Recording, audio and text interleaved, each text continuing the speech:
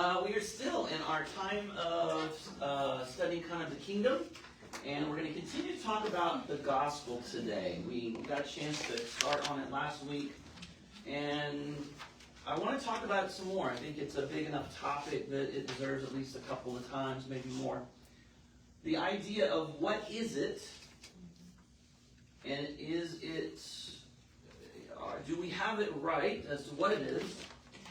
Because I think if we don't have the gospel right, if we don't understand what it truly is, it could end up that we are pushing something else that isn't that. And it is the gospel that sets people free. And if we're not giving them the gospel, are we really giving them the greatest opportunity of finding a true life of flourishing? And so I want to keep talking about this and talking about how, unfortunately, so much of the church for quite a while has diverted to a different understanding than what we find in the gospel accounts of Jesus. Let me read something to you. There is a great theologian, if you ever want to read something by a good theologian, his name is Scott McKnight. He wrote a book called The King Jesus Gospel, the Original Good News Revisited. It's a great book. And this is what I'm reading from. So Scott says, I realize there's an issue that when we ask the question, what is the gospel, we tend to get an answer that isn't the answer that we find in Matthew, Mark, Luke, and John. We tend to get an answer that points us in a different direction. He says, you may be surprised that when we ask the question about what is the gospel, that you will get something that is very divergent. He gives 3 different examples. He got an email from someone, and it said, I know you're really busy probably, but if you have time, I have a question about the gospel. I noticed that the gospel writers often include in their gospel the announcement that Jesus is the Messiah. Let me let that sit for just a minute. I notice that the gospel writers, Matthew, Mark, Luke, and John, those books, that they include in their gospel, their good news, the announcement that Jesus is the Messiah. My question is, what is good news about the fact that Jesus is the Messiah? The descendant of David. Thanks for your time. Scott says, I read the letter 3 times and shook my head in disbelief each time. And I did so because I wonder how we have gotten ourselves to a point where we wonder what Jesus being the Messiah has to do with the gospel. So let me ask you, what does that have to do with the gospel? If the gospel writers are telling us part of their good news is that Jesus is the Messiah. Now, when we use the word Messiah, maybe I should define that. Let's talk about that word for just a minute. So, when you think of this word, what is it that you think that means? Deliverer. Deliverer. Okay.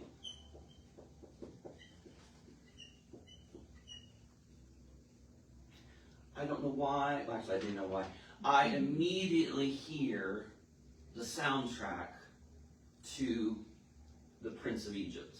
I don't know if you guys have ever seen that animated story of Moses It is probably my favorite movie about Moses. As much as I love the Ten Commandments. Ooh, Charlton Heston. Charlton Heston. But I hear that music. Deliver us to the promised land. Oh, it's amazing. All right. Deliverer. Anybody else? All-knowing. All-knowing. Okay. Now talk to me about that. Talk to me about that. Why does all-knowing come to mind when we think of Messiah? He is the Messiah. He knows everything that happens before we know. Okay. He is just there for us. Okay. I'm gonna push back on that just a little bit. Okay. So here's and this is just a theological thing for me. So God is all-knowing. God the Father is all-knowing. That is our understanding. But as Messiah, Jesus becomes human. Jesus comes to the world and he takes on our humanity. He becomes a human being. Jesus, the Hebrews says that Jesus emptied himself. The word for that is kenosis, an emptying. Okay? And what that means is that Jesus was willing, Jesus who is God, was willing to lay down his divine advantages and live life as a human being. So, the typical things when you think about an all-powerful, all-knowing, all-everywhere God, Jesus laid those down. Jesus could not be everywhere because he took on the limitations of humanity. Jesus was not all-powerful. He had laid down that advantage.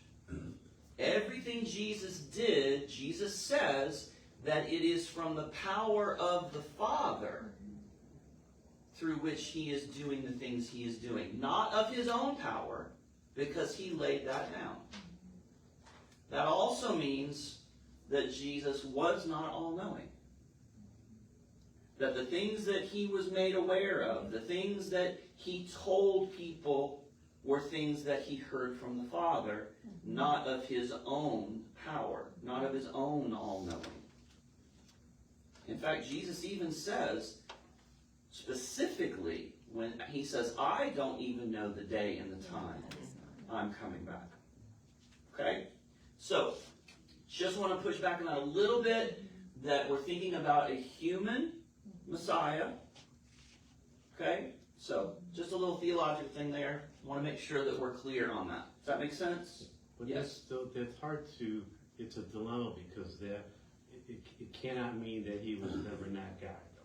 Right. So, there was like two people. sure. It's not two different people. It is a God who says, I'm willing to lay down certain things, certain advantages that I naturally would have to become human, to do the things that are necessary, to do the things that I want to do to demonstrate the love that we have for humanity. I will become one of them. And here's the funny thing. We're getting a little off on a little tangent here, but I like tangents. To be human, this is another piece of what people term the gospel that I think is just so toxic and wrong. One of the things that people say is the gospel is they have to come to you and again tell people, you're a human being and human beings are horrible and they're sinful and they're worthless and they're worms. Thank you for pointing to me. You're awful. That is not what defines being human. At all. What did God say? It is very good. That is what God says. Okay?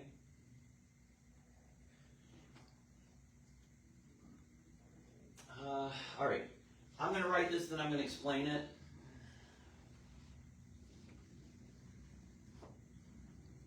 Humans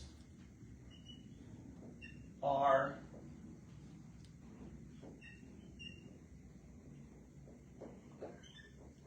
essentially good.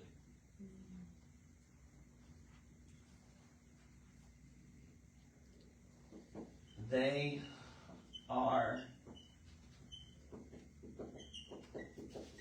existentially estranged. I wish I'd written this. I did not. This is actually from a theologian who actually used to teach at Trevecca. His name was Dr. William Greathouse. He wrote, I love this. He wrote this in his book called, actually, no, sorry.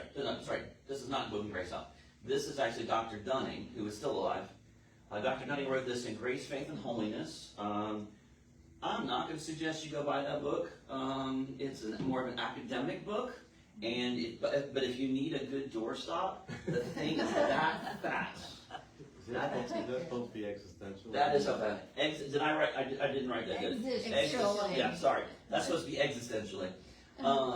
Good. Yeah, I need to rewrite that. That's bugging me too. All right. That's a long word. It is.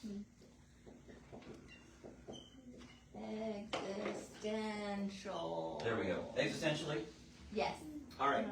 So what this means is that in our essence, in our originalness, in our default settings, we are good. But the way we exist is estranged from the one who created us and called us very good. So, the definition of being human is not bad. The definition of being human actually isn't sin. Sin is the thing that keeps us from being fully human on an existing level. But in our essence, not necessarily how we're existing, but just a human being sitting here without thought to how they're acting, what they're doing, good.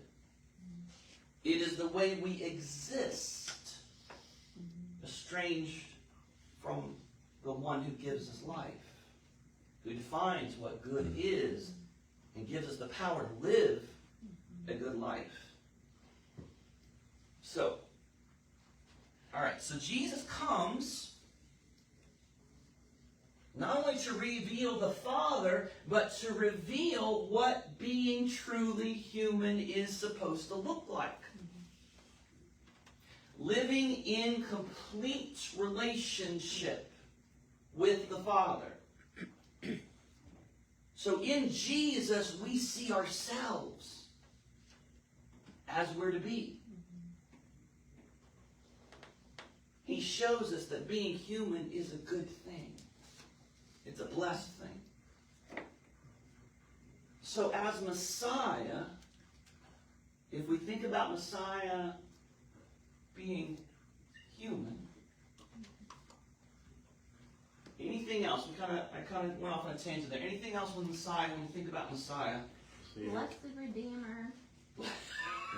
Okay, now we're going to song lyrics. Okay. Name above all names. How What Ron said. about Savior? Savior, okay? Which kind of actually goes along with deliverer, doesn't it? And Blessed Redeemer. All right. I'm going to use the British spelling here. That's one of my favorite songs too, Laura. All right. Honestly, it is. All right, what else? Anybody? Don't look at me. What do you think about when you think about Messiah?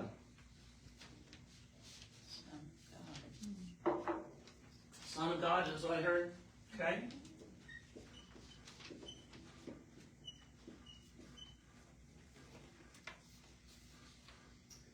How about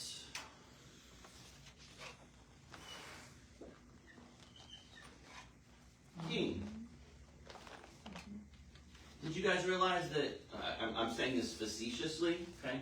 Did you guys realize that Christ is not Jesus' last name?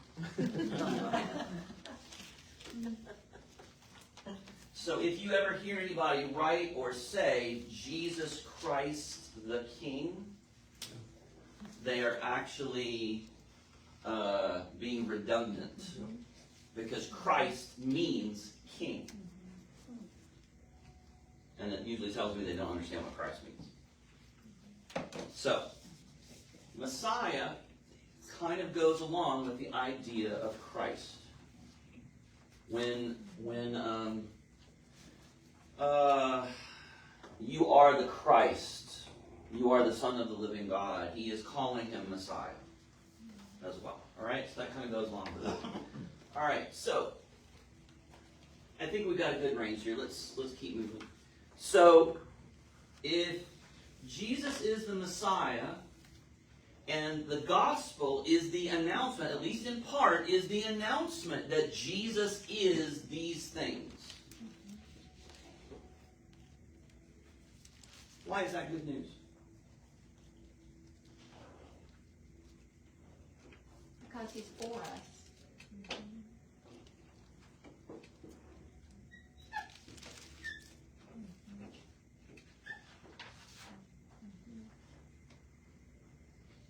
For us. Do you realize how big? If you don't think, if you've been living in the idea, if you've been living in the reality that God is against you, how big of a good news is that? It's huge. It is gargantuan. It is ginormous.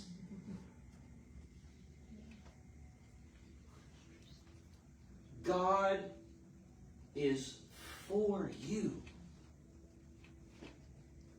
And not just you, but the person next to you, and the person over there, and the person over here, and the person over here. God is for you. He is on your side. He wants you to have life. He wants you to flourish. Just remember, it's not just you. It's the person next to you. And it's the person over there. And it's the person over there. The people that you disagree with about things. The people who don't dress up to your standards. The people who go to a different church, or they go to a different religion, or they aren't living in the right area of the world, or the right area of town, or whoever it is, God is for them. Because the gospel is not just good news to you.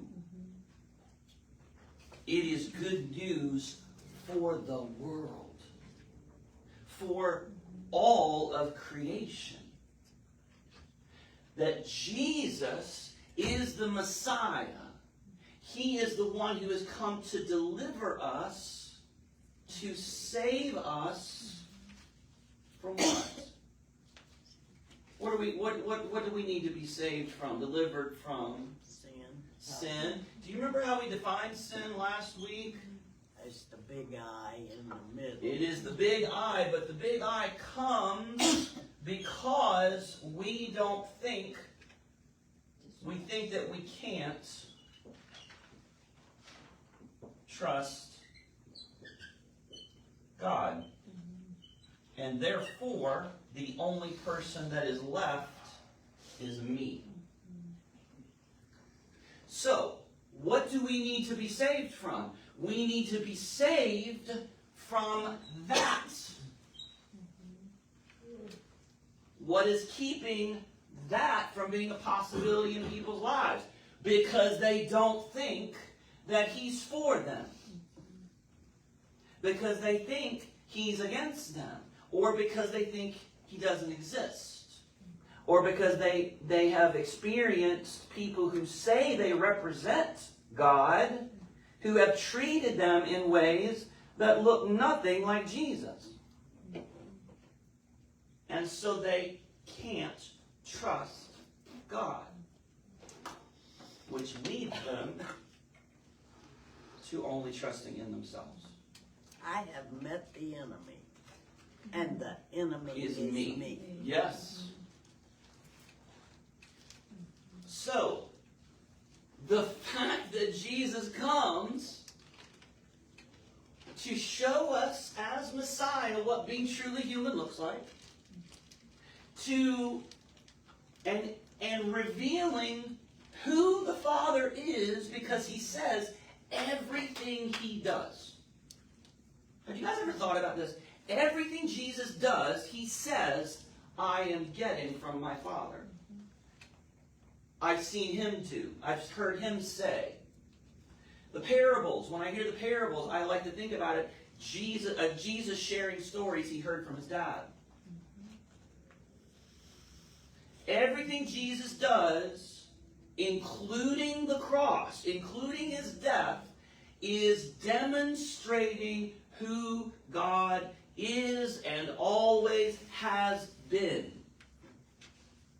That was the Messiah's job. Now see, the problem is they thought the Messiah had a different job. They thought the Messiah's deliverance was a completely different kind of deliverance. You see, they had this issue because they thought they were supposed